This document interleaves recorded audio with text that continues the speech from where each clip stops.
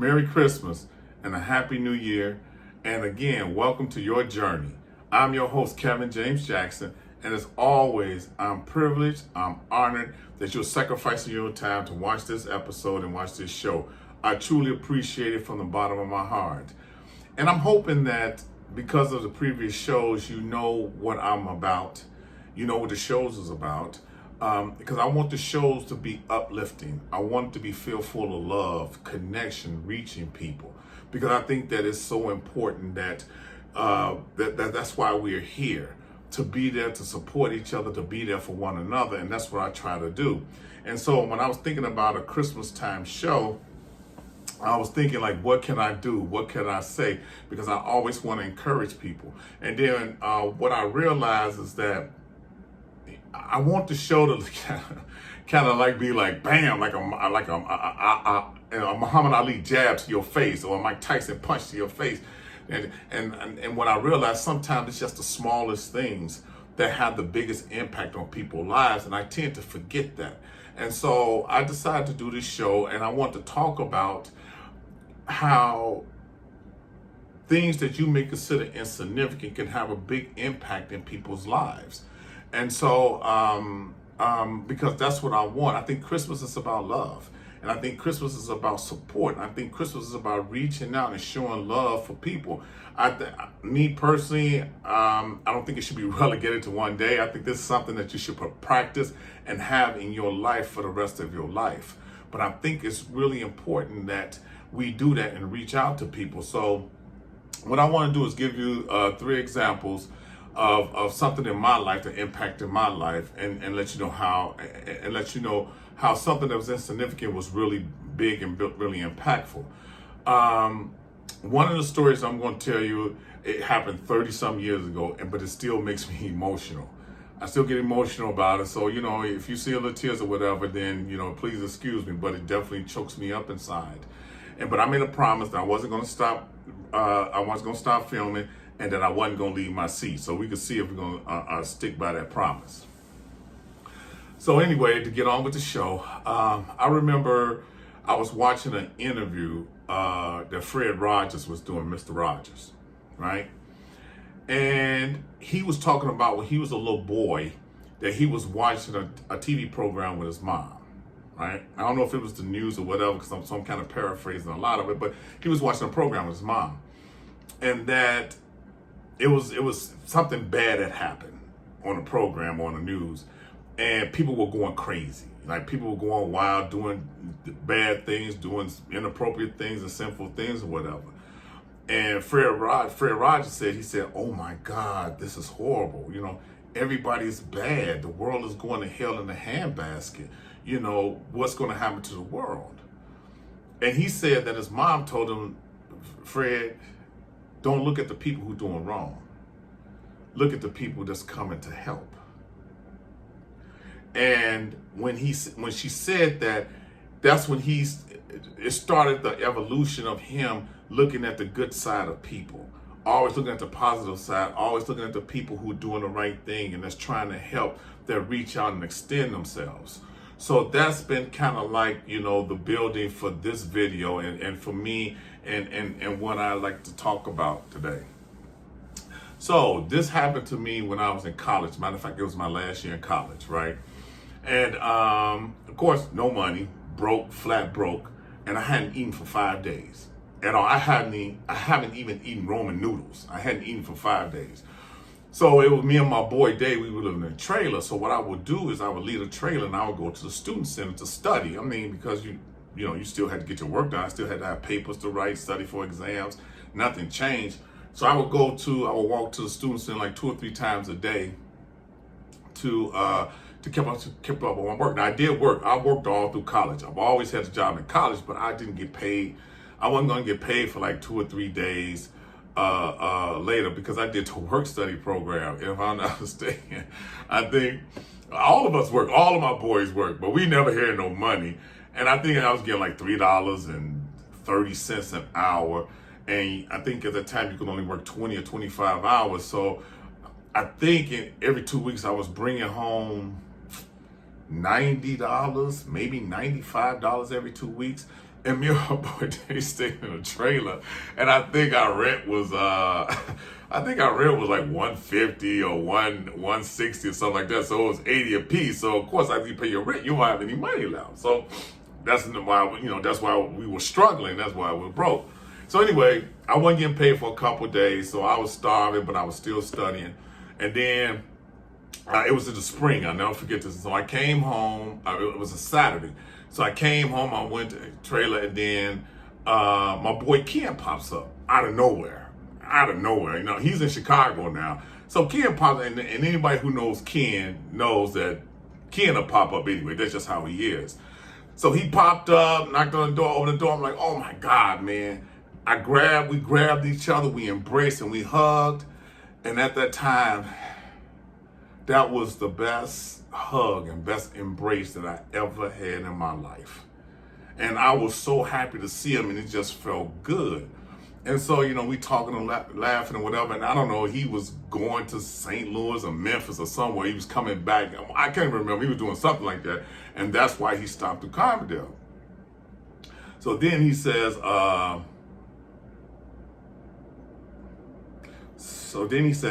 hey dog, you know, let's go get something to eat. And I'm like, I ain't got no money. I said, I ain't got no money. Like that. And so he said, did I ask you if you had money? He said, did I ask you? So we started laughing. Boom, we get in this car and we go and we eat. And we laughing and joking for about an hour. That was the best time I had in about an hour, because it was just a break from the grind. Because it was a grind because the dean had given me another chance, and I wanted to prove that I could graduate, that I can do it. So I held my nose to the grindstone. It was a grind. And so it was just great to have that break from Ken. It was just break. And so, and just like Ken, you know, he'll pop up somewhere, then he's like, oh, I gotta go, dog, gotta hit the road. I'm like, okay, cool. So we get back in this car, he drops me back off of my trailer, and he said, here, put this in your pocket. So he gave me $20. I'm like, dog. I said, no, dog, I can't take your money. I was like, you know, because we all were suffering. None of us had money. We were black men. We were young black men trying to find our way in the world. And we, first generation, no fathers, no mentors, no guides. We didn't have anything. We had nothing but each other. And I'm like, dog, I can't take your last $20. And to understand,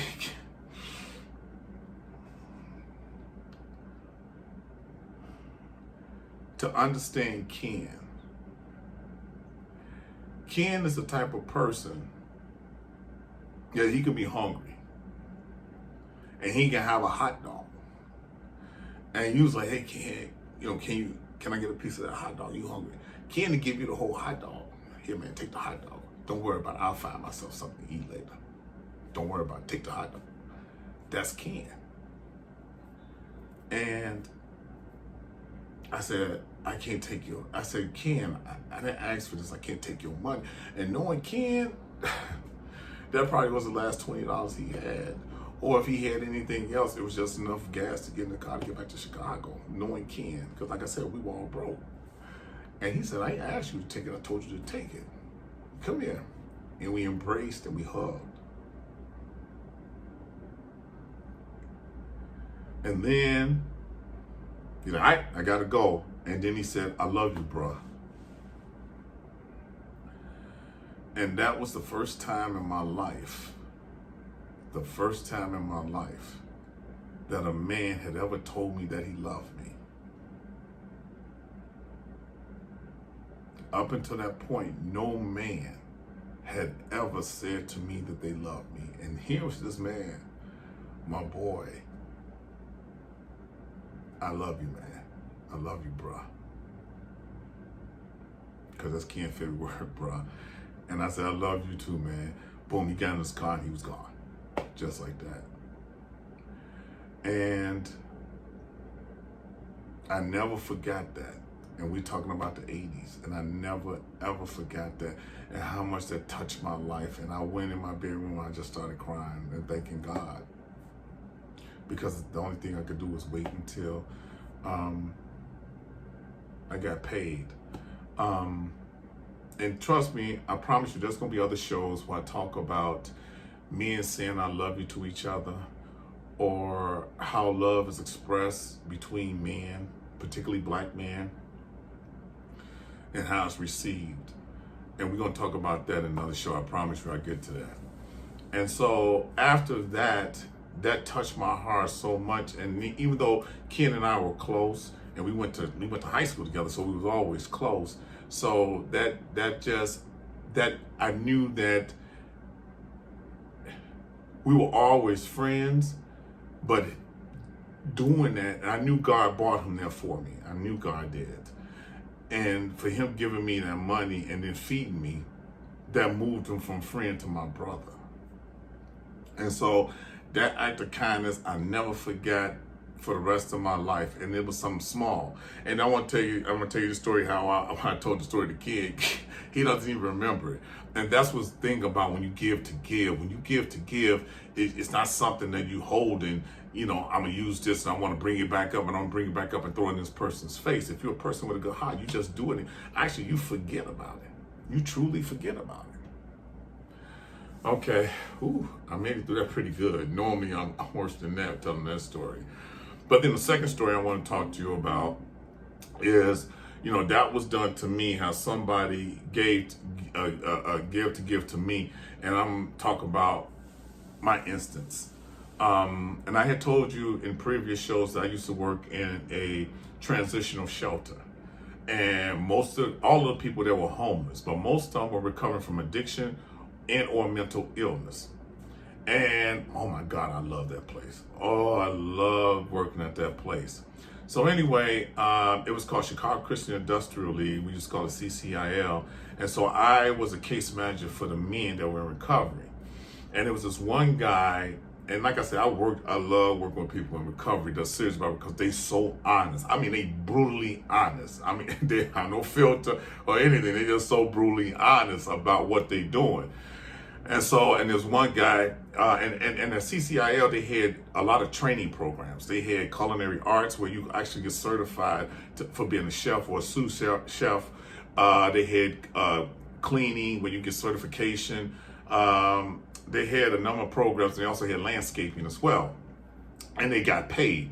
I think landscaping paid the most. So this guy was going through the program and he had went to landscaping. So normally what happens is that you can stay in a transitional shelter from 24 to 36 months, and then you're supposed to transition into like a supportive housing, like a studio or something like that. Then from that, you can stay in the studio for the rest of your life, but that, then you try to transition them into their own apartment. And so this guy, he was doing great in the program in his recovery. And he was like, he had a 12-year-old son in Atlanta, but he's like, the mom, he had a promise with him, Mr. Jackson, I want to bring him back to Chicago. So he had went through the program and he had saved his money. He opened up a bank account, so he saved his money. And so he was doing landscaping. He moved from landscaping. He actually got a job in meat packing. And he was making pretty good money. So he was like, I'm going to get my son, I'm bringing him back in, I'm going to raise him because he needs a man, I'm going to raise him. So he was like, I'm saving up and doing this. So anyway, so when he was about to leave, the week that he was about to leave, he came into my office. And so this chain that you see that I'm wearing, I rarely wear chains, but I wear this all the time because it's of significance for me. When I had got accepted into grad school, I bought myself this chain as a reward for myself because I never thought that I could get in grad school, especially Jane Addams. I mean, Jane Addams, at that time, I think it still is one of the best social work schools in the country, And I was blown away that I got accepted. So I bought myself this chain as a reward for myself and kind of like a reminder as well. And so I used to wear the chain all the time when I was at CCIL. So then, the week he's about to leave, he came in, he sat down, and he was very thankful and appreciative and happy about the move transition. I met a son, he brought a son in there, introduced to a son and everything. So everything was going good. Then he said, and so he was about to leave, and he said, Mr. Jackson, I see you got a little chain on. I said, yeah, I got a little chain. I bought it for myself. He said, well, I'm going to help you out because that's a Mr. T Starters kit. So I'm going to help you out. So he gave me this charm right here. He gave me this charm. And he said, I just want to thank you for helping me. I want to thank you for being here. And I thank God that he brought you here and to helping me transition in my life. And I just want to give you this. And he gave me this charm. And this charm has been on my chain ever since he had given it to me. And I know I still know his name. I know his face. I'm not going to say his name and his face because, he probably don't want that or whatever, but out of respect to him. But he gave me this charm. And I was like, wow. And I guess what surprised me was that I didn't think I was doing anything special. I really didn't. I thought I loved my job. Matter of fact, I was getting more from him than I thought that he was getting from me. And I loved talking to him and working on things and doing things. And we used to take him to the Botanic Gardens, and we used to have Christmas parties for them. I'm buying them clothes, and we used to do all those things. And I loved doing it. So I didn't think that I was doing anything special to warrant him to give me this charm. And he did, and I've had it on my neck, and it's been over 20, oh my God, probably like 25, maybe longer than that, and I've had this for that long. So that was one of the things that I didn't know I was touching somebody's life, but I did, and I was happy about that, and I was happy with the progress that he made. And so my next story is going to be about my present job now as a social worker. So as a social worker, I get students in and out of my office all the time. And it's funny and it's weird because when students come in and they talk to me, they really believe that I was from a 2-parent family, middle class. I had all these things. And so I don't understand what they're going through and the dysfunctions and problems they have in their family. And so when I tell them about my story, they kind of get surprised. I'm like, are you serious? I'm like, yeah, I'm serious. And I kind of tell them my story and my upbringing. And so some of the students, like, well, I heard you wrote a book. Can I get it? So I would give students a copy of my book. So anyway, so this mother walks into my office. And first I saw her and she said, I want to make an appointment to you. I saw her in the main office and they was like, hey, Mr. Jackson, this parent's been waiting to talk to you. I was like, okay, cool. So I'm like, hey, let me, you come up to my office. I need to put my stuff down. And, she's like, no. Can I come see you on Friday? I was like, yeah, you can come see me on Friday. She said, listen, no, I need you to clear out your calendar. I need 2 hours. I need at least 2 hours of your time. And I was like, okay, she controlling. Okay, fine. Cool, no problem. So I need to talk to you about my daughter. Cool, no problem. So she comes up she was there, she was on time, come to my office and she sits down. And so she begins to talk to me about the friction between her and her daughter that they were having at home. Now, just to give you a little bit of background, in schools, it's all about the student being in the class. That's it. That's all school is about, is the child getting in class. So, like speech, occupational, physical therapy, psychology, social work, it's about attending to their child's needs so you can put them back in class so they can perform academically.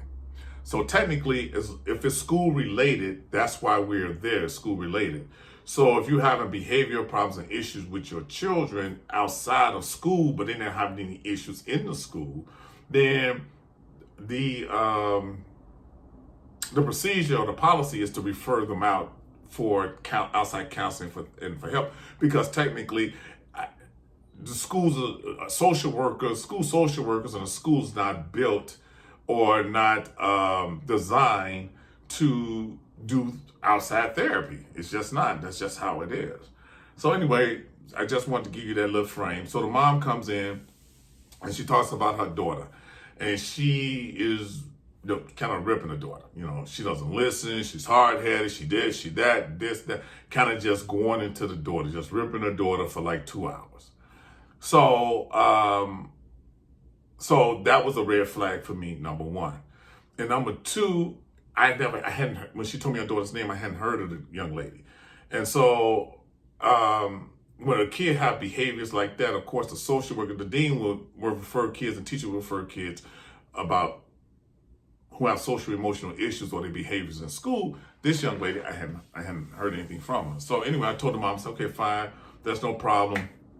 I'll go talk to your daughter, and I'll see, and see what's going on, see if I can help her. So she's like, okay, fine. So I go pull the young lady. The young lady, she's a junior. She's like 16, I think, about to be 17 years old. And beautiful young lady. Tall, beautiful young lady. So she's kind of shy. I won't say shy, but she's guarded because she don't know me, and which is understandable. So I pull her in my office and I sit and I talk to her, and so we talk and have a conversation. She's really not saying much. Her affect is stoic, maybe even a little depressed. Not really guarded about her answers, her response, not really know how to feel in me, but she's not saying too much. And so for me, and I understand that, because one thing I know is that it's about rapport and chemistry. And having a rapport and chemistry is something you have to build. It's something you have to develop. And chemistry and rapport is something you develop by seeing the person, by being with the person, by talking with the person, by being around the person. So that way you feel comfortable and your true self can come out, and then the chemistry and rapport can kind of flow. So one of the tricks that I do when I pull in a student that I don't have any rapport with, or they don't know me, I know them, is I say, hey, you know something? If you don't mind, can I just check on you? Every day I just check on you. I'm not going to embarrass you or pull you from the classroom, but if I see you in the hallway, see you doing this, I'm going to just pull you to the side and say, hey, how you doing? Is everything going well? Are you cool? Is everything okay? So she's like, yeah, Mr. Jackson, yeah, you can check in on me. That's fine. I would like that. So cool. So that's what I would do. I would see her every day. I'll pull her, hey, how you doing? And everything like that. And then once a week, I would actually pull her to come into my office. Now, one of the ways that I know that I'm impacting students is that when they come to my office without me going to get them, they'll come by my office and they'll just speak, or they'll come by my office, hey, Mr. Jackson, we have a substitute. Can I go get to work and come to your office and do my work here? Or, Mr. Jackson, I want to go get lunch. Can I get lunch and come and sit here? And then normally then kids start talking about everything, their music, the arts, and all this different type of stuff. So that's my way of knowing that I kind of reached the kid and I got a connection with them when they'll come in my office, and they'll come in my office and say good morning. Or they'll come in my office and say, okay, see you tomorrow, Mr. Jackson. Or they'll come in my office, why you weren't at work yesterday? I was looking for you. So, that's how I know I kind of got them. This student here, not at all. I always had to go get her, which was okay. And then, so I went and got her for a couple. I went and got her, and I would get her, and we would sit down and talking. And finally, she would open up a little bit. And then finally, we had a session where she cried and talking about her relationship with her mom. And then we started laughing with each other, laughing and joking and stuff like that. So she was starting to feel comfortable. She was starting to open up a bit. So anyway, cut to the chase. One morning, I came to my office.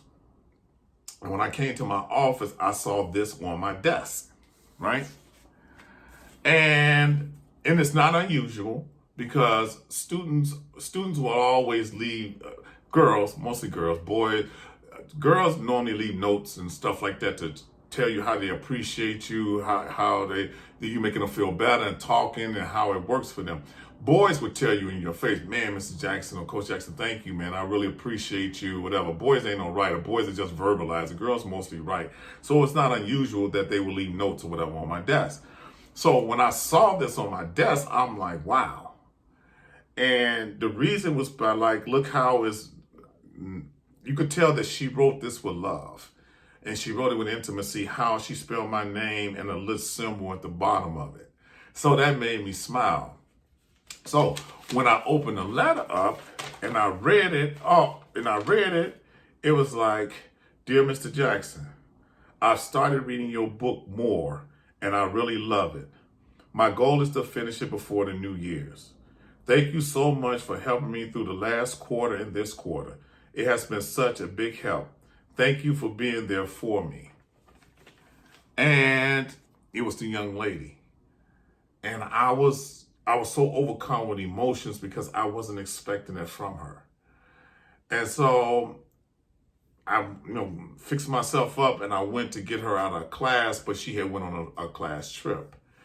And a couple of things I want to say about this student is that this student was an A student. A student. No problems, no behavior problems. She never missed a day. She was always on time. I think she was on a volleyball team. She had friends. She socialized at the school. This young lady had no problems in school. As a matter of fact, she probably was going to be one of the top seniors at OR for her senior year. At the high school, she's going to probably be one of the top seniors. This girl had no problems. Everybody loved her. Teachers, everybody loved her. She had no problems in school. And so when she started talking to me about her problems with her mom and family problems, that's when I kind of gave her my book. I was like, here, I understand. But I want to take you and I want you to read this. Because what I see in you, I see a lot of talent. I see a lot of potential. And I don't want you to get caught up in not feeling that your life will never change or your life won't amount to anything, because it can. I said, you so far along than I was my junior year. It's amazing. I'm blown away. And I'm like, you got the whole world in front of you, but you got to understand, what are you going through, and understanding that it's not about you. That it's about more like your mother, in the sense of the relationship that you have, and the relationship has changed. And sometimes mothers and fathers have a difficulty evolving with the change of their child. So that's what kind of why I had given my book. And so I was stunned because I didn't know I impact her that way. I truly didn't. And it made me feel so much better that something small like that had an impact on her. And so again, that's my goal, and that's my thing about the Christmas gift, because I know there are a lot of good people out there, and I know there are a lot of good people who are doing a lot of good things. So I want to just continue to keep encouraging you and keep motivating you and let you know that, it can happen. It can happen, and things can get better, and that you are in control of your life. You truly are in control of your life, but you just have to know the information and skills to get the information, learn the coping skills in order to kind of put yourself out there, because it's scary. It's scary to put yourself out there, to move out of your comfort zone, to evolve. It's a scary thing because you always want to know that you got a safety net or something out there. And sometimes when you go out your comfort zone, you go out there on your path and you're the first one or you're the only one, it could be pretty scary because you don't know what may happen, and you don't want to fail, and nobody wants to hurt, nobody wants to feel pain. So as always, I have a quote, and here's the quote as you can see above me, and it says, if you don't make time for your mental wellness, you'll be forced to make time for your illness. And that's true. And this is about mental wellness. It's about taking care of yourself. Do something for yourself. Buy yourself a Christmas gift. Wrap it up, put it on your tree, and open it on Christmas Day. Celebrate yourself. Celebrate who you are, because you are worthy. You are worth it. You've earned it and you deserve it. And we're going to continue on this journey together. I promise you. And I promise you, this is going to get deep. I promise you, after the new year, this is really going to get deep. And I'm going to get into some really deep stuff that had impacted my life and impacted my decision making, and I didn't even know it did. But again, I want you to enjoy your Christmas break, enjoy your new year, because you deserve it. And we're going to be on this path and this journey together. All right? What comes from the heart reaches the heart, and give to give. I love you all. I think you are doing fantastic. I think you are great. Let's continue to encourage each other. Let's continue to push each other forward. And I hope and pray that you have a great Christmas. And I pray and hope that you have an even better New Year's. Thank you again so much for watching this. Thank you so much for the compliments and the feedback that I'm getting. Trust me, it feeds my soul and encourages me to kind of keep doing these things. So I'm so happy to do it, and I pray that you continue on your journey. Again, my information will be at the end if you want to email me or whatever. You don't have to. Again, it's just if you want to do that, you want to reach out. Again, thank you so much for watching the show. I love you, and may God continue to bless you, continue to strengthen you, continue to give you courage, and continue to give you the wisdom and knowledge that you need in order to continue on your journey, for your journey to being the person that you were meant to be and that God wants you to be. Again, thank you so much, and I hope you all have a great day. Bye.